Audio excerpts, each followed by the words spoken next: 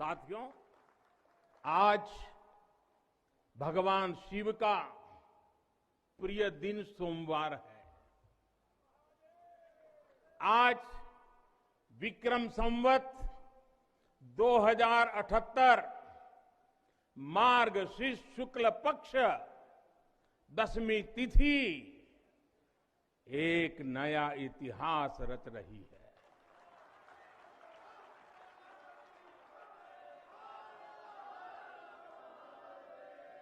और हमारा सौभाग्य है कि हम इस तिथि के साक्षी बन रहे हैं।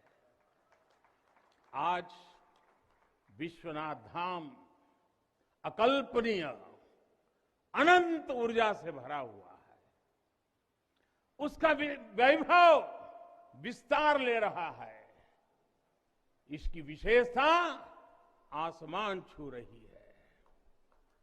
यहां आसपास जो अनेक प्राचीन मंदिर लुप्त हो गए थे, उन्हें भी पुनः स्थापित किया जा चुका है।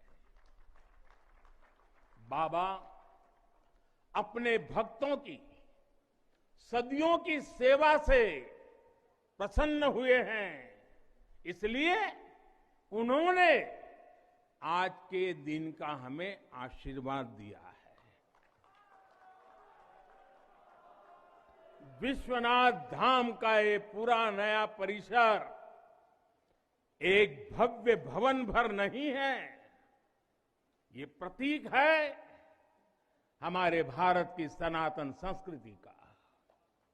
ये प्रतीक है हमारी आध्यात्मिक आत्मा का। ये प्रतीक है भारत की प्राचीनता का, परंपराओं का, भारत की ऊर्जा का, गतिशीलता का। आप यहां जब आएंगे तो केवल आस्था के ही दर्शन होंगे ऐसा नहीं है।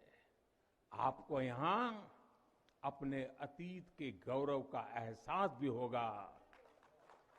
कैसे प्राचीनता और नवीनता एक साथ सजीव हो रही है, कैसे पुरातन की प्रेरणाएं भविष्य को दिशा दे रही हैं, इसके साक्षात दर्शन विश्वनाथ धाम परिसर में हम कर रहे हैं।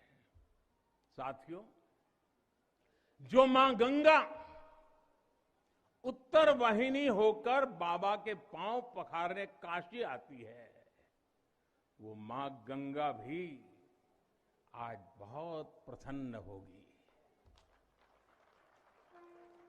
अब जब हम भगवान विश्वनाथ के चरणों में प्रणाम करेंगे, ध्यान लगाएंगे, तो मां गंगा को स्पर्श करती हुई हवा हमें स्नेह देगी, हमें आशीर्वाद देगी। और जब मां गंगा उन्मुक्त होगी, प्रसन्न होगी, तो बाबा के ध्यान में हम गंग तरंगों की कलकल, गंग तरंगों की कलकल का दैवीय अनुभव भी कर सकेंगे।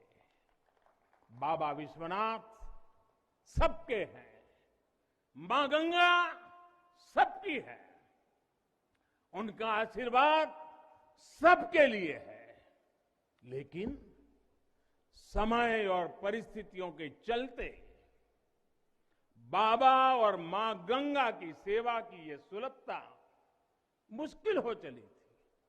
यहां हर कोई आना चाहता था, लेकिन रास्तों और जगह की कमी हो गई थी। बुजुर्गों के लिए, दिव्यांगों के लिए यहां आने में बहुत कठिनाई होती थी। लेकिन अब विश्वनाथ धाम परियोजना के पूरा होने से यहां हर किसी के लिए पहुंचना सुगम हो गया है। हमारे दिव्यांग भाई बहन, बुजुर्ग माता पिता सीधे बोर्ड से जेटी तक आएंगे। जेटी से घाट तक आने के लिए भी एस्केलेटर लगाए गए हैं। वहां से सीधे मंदिर तक आ सकेंगे। संकरे रास्तों की वजह से दर्शन के लिए जो घाटों का घंटों तक का इंतजार करना पड़ा था। जो परेशानी होती थी वो भी अब कम होगी।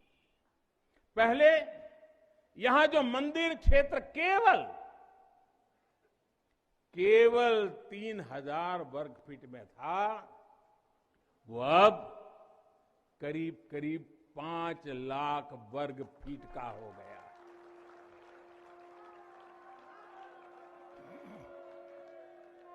अब मंदिर और मंदिर परिसर में 50, 60, 70 हजार श्रद्धालु आ सकते हैं। यानी पहले मां गंगा का दर्शन स्नान और वहां से सीधे विश्वनाथ धाम, यही तो है हर हर महादेव।